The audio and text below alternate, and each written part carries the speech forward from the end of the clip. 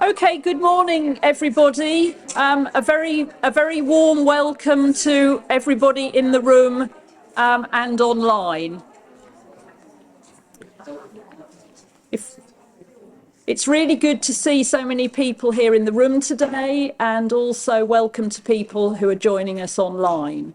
The only thing that you've really missed so far online is a wonderful bit of Oxford rain, which always comes at exactly the wrong moment. But I think the weather is set fair now, and certainly we're going to be taken away on a voyage to somewhere a lot more interesting today during the sessions that we have.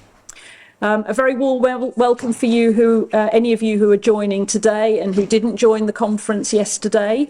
I hope it'll all be very clear, but do ask anybody with an orange lanyard should be able to help if you're lost, baffled, or want a bit of advice.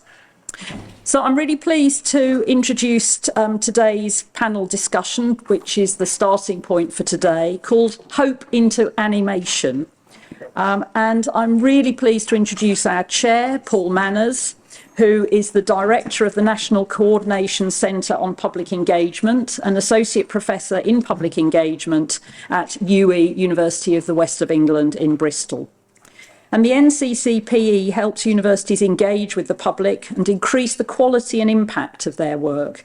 And Paul has been at the centre of their culture change activities, including the Engage conference, the Engage watermark training, networking and partnership building. So I'm going to shut up now and give the floor to Paul, who's going to convene and chair this session with our wonderful panel members. So thank you. Paul, take it away.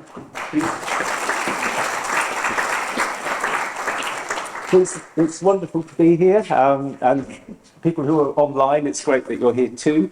We've got almost an hour to kind of take stock, I think, and make sense. Some of you were lucky enough to be here yesterday. I think some people have joined us for the first time. The panel are going to help us sort of think through some of the themes of the conference. We're also going to draw on this beautiful piece of work that Scriberia created to capture the themes and the issues that sort of came up yesterday, so there'll be a chance to reflect. There will be a chance for you to ask questions. I'm also going to encourage you to just chat to each other a little bit as we move through the next hour or so. But to start with, we thought we would just collectively introduce ourselves and reflect on this phrase for the conference, hope into action. What does that actually mean to us? And because I was thinking about it, and I immediately thought of I think most people have enjoyed Toy Story, but there's Buzz Lightyear to infinity and beyond. You know, it's got that kind of aspiration about it. And I hope into action. Yes, actually, it really does mean something to me. I trained as an educator, as a teacher, almost 40 years ago. And I worked for a long time in London teaching in secondary schools. And I guess I then was lucky enough to move to be an educational television producer at the Open University. And the Open University for me is an absolute pinnacle of trying to create powerful knowledge that everyone can access and everyone can feel a stake in. And then I was equally lucky perhaps to move to the BBC to work on series like The Blue Planet, the first Blue Planet, to try and turn that into kind of action around learning about the environment. And then setting up the centre that Heather's alluded to, and this is probably the most hopeful time in my life. Really trying to work to get universities to embrace engagement. And God, you need hope. You need hope to create action, and it is hard work, and it's been 15 years of slog. But events like today, for me, are just magical because we can come together and share our passion and learning. And what an opportunity. And having spent a long time introducing myself, I'm going to invite the panel to just say a little bit about who they are, what they do, and what Hope into Action means for them. And I was going to start, Aileen, with you. I'm Aileen Marshall-Brown. I'm the Head of Engagement for the Social Sciences Division here at Oxford. The troublemaker behind this event. So I look after a team who support researchers across our 14 social sciences departments and we support them with their public and community engagement, with their business engagement, policy engagement, and innovation activities. Really thinking about providing one-to-one support for researchers, but also thinking about a more strategic culture change, capacity building elements, and some of the bigger things like this conference. So that's what we do. I think in terms of hope into action, we were talking about it earlier, and it is kind of why I do my job. I think in thinking about the conference, I think everyone's been exhausted and feeling quite dismal about things that have been going on around the world. But I wanted our social scientists to really think about how much good they're doing, and how much they're actually kind of embracing that and trying to find a way forward and, therefore creating hope for people. So I think that's kind of where I was coming from in terms of hope into action. So, Adrian. So thank you. So I'm Adrian Bell, and I'm Research Dean for the wonderfully titled Prosperity and Resilience theme at the University of Reading, which just means social science, but that sounds a bit boring. I'm also the imposter on the panel, because am I a social scientist? I am not. I'm a medieval historian, but I work like a social scientist. I've worked my whole life in a business school. I've never been in the real world, as Paul pointed out to me yesterday. I work like a social scientist, so my colleagues are all inspirational. And why am I saying that is because, like any good social scientist, Paul gave me some difficult questions to answer, and so I asked my colleagues for the answers. So what I'll say today is a mashup of those conversations, both real and written. My own impact journey takes you to lots of, I say, unexpected but not unwelcome places. My most recent one, my highlight, was performing a read-through of a commissioned play we'd had written by a playwright, Poppy Corbett, on the Peasants' Revolt. And we ended up reading that in a medieval barn in Essex during the Essex Literary Festival. And just big up my own website, is the People of 1381, if you want to find out who the Peasants' Revolt, who the people of the Peasants' Revolt was. And let me give you the big giveaway: they weren't peasants. Okay. And in terms of hope into action, hopefully that's hope into action. This is about seeing what my inspiring colleagues and how they change lives. Just a few shout outs. This happens with people like Carol Fuller and her marvellous mums, for Sally Lloyd-Evans and her work with the Whitley researchers. And then just last night, myself and Paul were sat at dinner with Kath talking about her Be the Difference programme, and Joanna and her work with the Roma communities. So rather than myself doing hope into action, that for me was really hope into action. But if you were actually there, you'd know we did actually just talk about Alderston. Okay, but you had to be there. Okay, you can look that one up as well. Okay. Thank you. And Isang. Hi, I'm Isang Awah, and I'm head of advocacy at the Global Parenting Initiative that is based at the Department of Social Policy and Intervention. And the Global Parenting Initiative, what our work involves developing interventions, parenting interventions to support families. And our goal and our mission is to ensure that parents everywhere get the support that they need to the level that they need. Paul, Please go. Yeah, hope into action. Okay, hope into action. Yeah, thank you. And, when I'm thinking about hope into action, what really comes to mind is that there's so much that we can do, researchers, social scientists, in terms of taking our work, not just giving hope, but taking the work, moving into action to be able to support people everywhere. So I think there's a lot of opportunities, different things that we can do with our research. And hopefully we'll have more opportunities where we'll get to talk more about it in the course of the discussion. We thought we'd just begin to reflect a little on how we understand how you turn hope into action, how you approach this very common phrase of having an impact with your research. It's actually a really quite complex process. And I think the three panelists have got a lot of experience in actually understanding how to help that to happen. And I've invited each of them to just share a metaphor or an example that for them really brings into focus what it means to translate research into impact. And I don't mind, Aileen, this time I'll start with you again, but next time I'll mix it up. So I've got a metaphor. I am a canoeist, and I have twice canoed from the source to the sea of the River Spey. And I think for me that really represents our journey with impact. And we start off in a very small stream, and then there's lots of tributaries that come in and join and change the current, and suddenly you're whisked off in a certain direction. And then you maybe meander for a while, thinking about what your next steps are. And then suddenly there's a change of direction. There might be a period where it's like wading through treacle. And you think, oh, I'm not getting anywhere very fast. And then all of a sudden, you go around a corner, and there you go, there's the white water, off you go. And it can feel a little bit like you're out of control. And you're not quite sure if you're going to make it to the bottom. But then along the river, there's lots of different choices you have to make, and there's different people and different things that you interact with.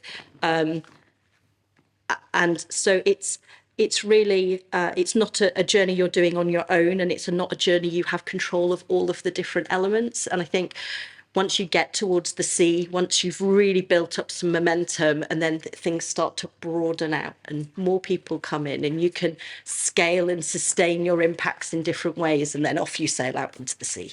So it's, or you stop off somewhere for a picnic. That's the other option. That is the other option.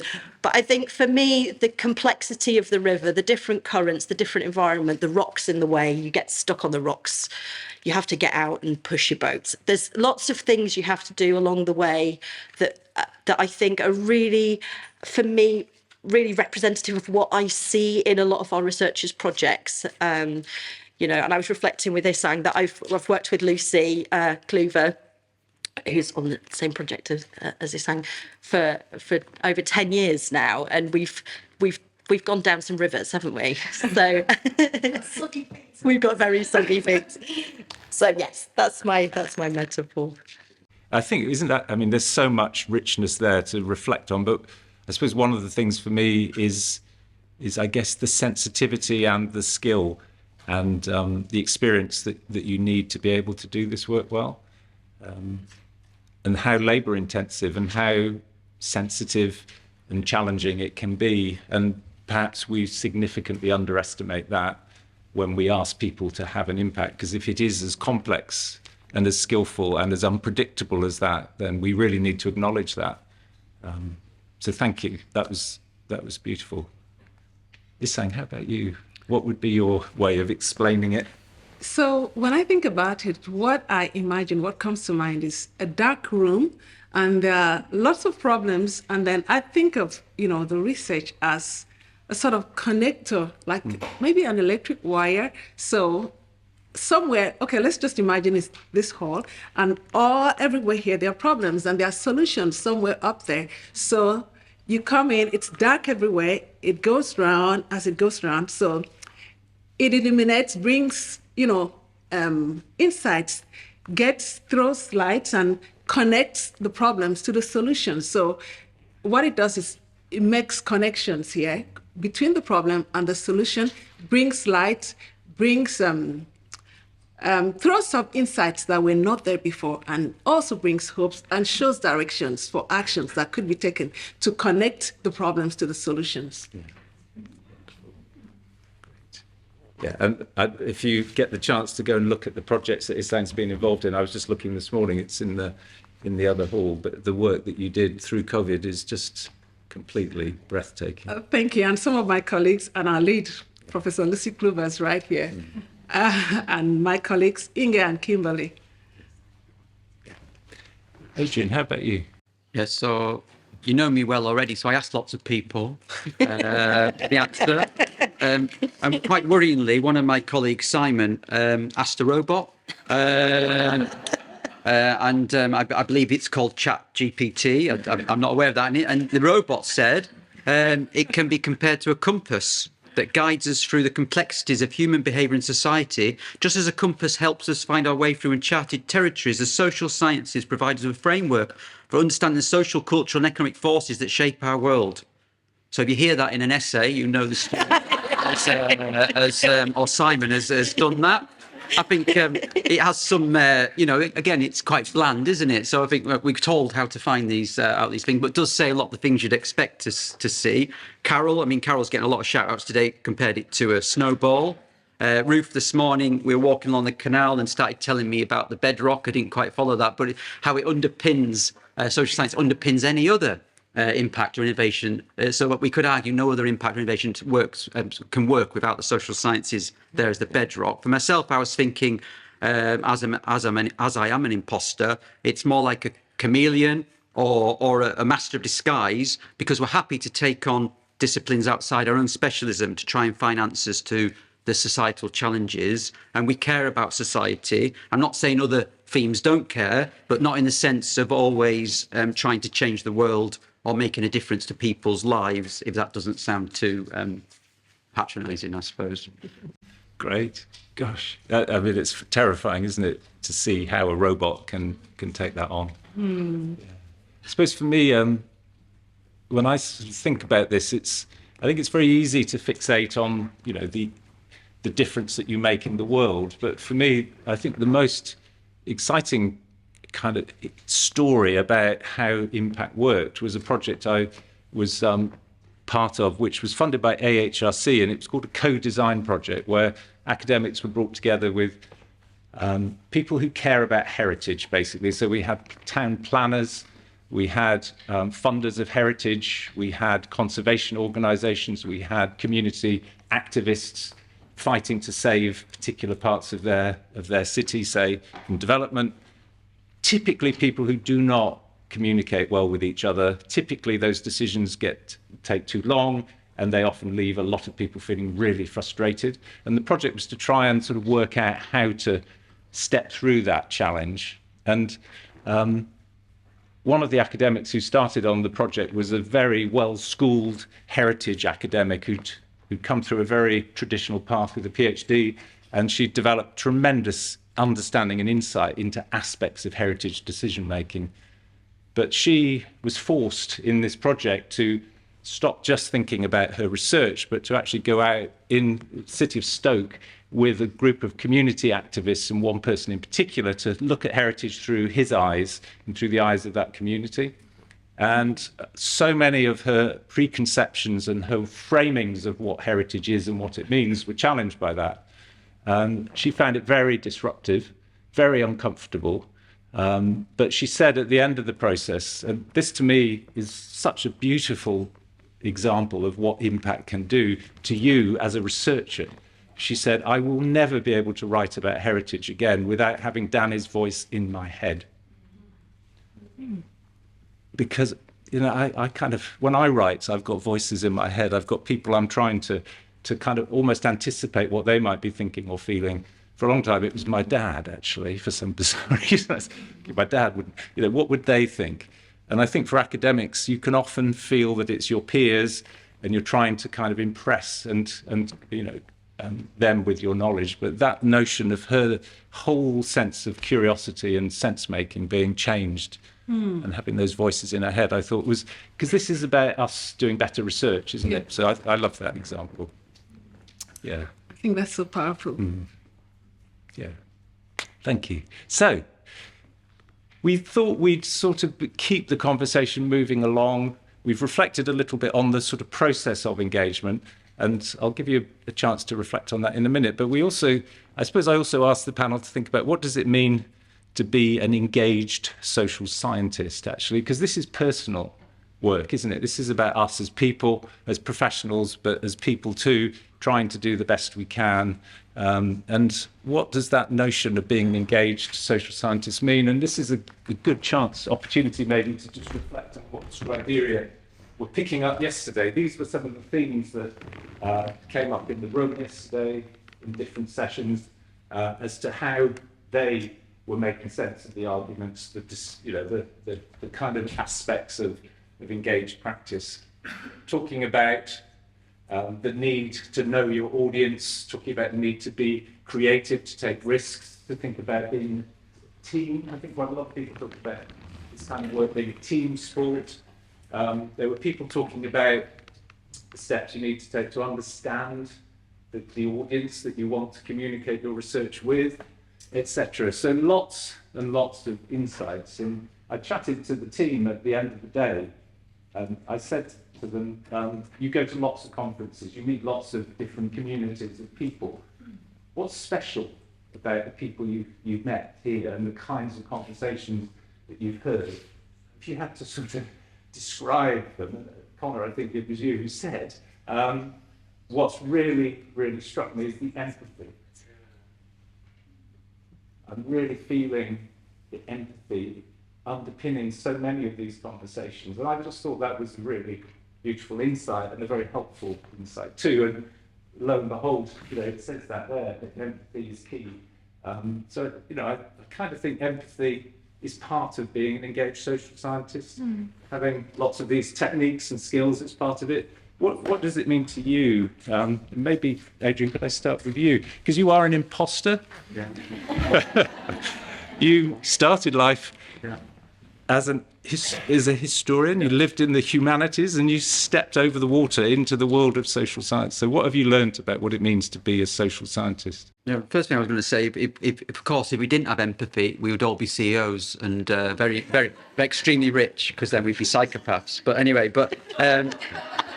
not to say I'm not a psychopath, but anyway, so I started so we talked about this yesterday, and I think I started into social science because I work in a business school, and we started thinking about how we could link subjects together. So it's all well and good me driving a solo disciplinary approach to a problem, but you're not really going to find any big answers. And I know you do, a really strong solo disciplinary project can bring insights, but if you want to really solve the challenges of the world, you're going to have to bring in other disciplines. And I think social scientists are better than that, are better at that than other disciplines. A lot of my colleagues who I started out research with are still working on their archival research, and there's nothing wrong with that, and producing monographs, and that's great. And they say to me, why do you work in teams? Well, anyone who knows me knows I like working with other people because they do all the work. But that's the funny answer. The answer is because across teams, you can bring in so many different insights and challenge and start thinking through things in a totally different way and a totally different avenue than you'd ever done before. I think the other thing I'd like to say is that we've got a real openness, I think, as social scientists. We've got an openness to learn from other topics, and we do that by either finding someone else we can work with. I do that a lot, or we can do that by learning other techniques. We're really keen to do that as well, and that finds these powerful solutions to all these challenges. And I think the last thing I was going to say is that at the conference we've heard a lot about discovering impacts that we've done, or measuring the impacts we've done. But I think some of the things we need to start doing is thinking about where are the impacts that need to be made, rather than worrying about, I want to do this research and now I'm going to plan my impact and measure it. Perhaps that's the wrong way round. Perhaps I need to say, what are the challenges in the world? Let me now think about how I can bring impact to bear on those challenges. And we're starting to do that in Reading. We're calling them problem statements. And every academic's getting a bit worried because myself and Ruth go and talk to them and start thinking, what's your problem set? And it's really easy. It's what is the challenges that you're focusing on anyway? And let's start think of it. Who are your partners? What communities do you affect? Let's think of it from their perspective. And no, let's go out and talk to them. Let's be really dangerous. And let's see what's challenging people in everyday life. And let's start from that point. And I think as social scientists, we're keen to do that. And Aileen, that picks up on something I think you were saying yesterday about what it is that is a kind of social science mindset. Yeah, so I think for me it's this, I suppose it links into the empathy point, but I think it's not, it doesn't necessarily need to be a direct sort of impact mindset, but there's just something doesn't quite sit right with you. And I think we see that across the disciplines, that is the motivation. Something it doesn't sit right. It doesn't either, it's to do with core values, it's to do with emotions, it's to do with what you think is right in the world, but that is the motivator to understand those, what is wrong here, what is making me feel like this, and then think about how that can be actioned. So I think it's I think for a lot of people it's kind of quite integral to them. Yeah, that notion of something's not quite right in the world, and for me, when I was training to be a teacher, that was exactly what I experienced. Was I'd gone in with a very narrow and very limited view, really, of literacy and of learning and of communities and cultures, and faced with young people who were 15, 16 who couldn't read. It's like, it was just terrifying, my ignorance, frankly, but then being able to turn to social science to really understand the determinants around learning and language and inequality and to really get a grasp of some of the dynamics that as a teacher I needed to understand in order to be able to effectively intervene. So I love that sense that there's something not quite right and we want to work out what that is and try and come up with some ways of dealing with it. How about for you? Yeah, and I'm just building on what Aileen and Adrian have said. It could also be that you have identified a problem and you think, how can I solve this problem? And talking about that, I'd like to give an example of what our team did during COVID, because I think that's a clear example of how, you can use evidence from your work and go in and without thinking of impact, hey, I want to make impact, but I have this and I can use this to address or solve a problem. So we've been working on parenting interventions for many years, and we had this evidence from the work. And when COVID happened, rather than sit back and say, oh, we can't do any more work, we can't do in-person delivery, there was clearly a problem. Parents were stressed. Their level of stress was unprecedented, having to look after, in addition to challenges of illnesses, sometimes loss of a loved one, and job losses and everything. You had to look after children 24 hours, and under the lockdown. So the problem was, what could we do to solve this? And the team, led by my colleagues, Dr. Jamie Lackman and Professor Lucy Kluber, we came together and then we developed what is known as COVID-19 parenting resources. And in a later session today, my colleagues and I, we'll talk about all of this, and we have an exhibition table. But essentially what we did was, the idea was, how can we solve the problem? How can we help parents? How can we provide support to help them and help them to support their children too? So we took the evidence we had and we created these resources. And just thinking about it too, I can see a number of words here that, I can very well identify with. Collaboration, know your audience, work with interdisciplinary team. And collaboration wasn't just with, other researchers, but even with partners outside. So we collaborated with UN agencies, international partners in the development and in the dissemination of the work. And maybe I'll talk about impact in a minute, but these resources got to reach 198 countries, and governments, a number of governments, I think about 34, took them up, and they reached 210 million people. But we didn't start with the mindset, hey, we want to make impact. It was about, there is a problem. How can we solve this problem? What can we do to make a difference? How can we address the challenges? So with that, the question was, what do we have? And we realized we have this. It's worked before. Let's take this and see how we can use this to meet the challenges, to address the challenges and meet the needs of the people. And I think I'll stop at this point. If I get an opportunity, I'll talk about the evaluation. But it was really, really helpful. And maybe I'll get to talk about the evaluation later. But So that's what it is, being an engaged social scientist, taking what you have to make a difference in the society. Please thank this wonderful panel.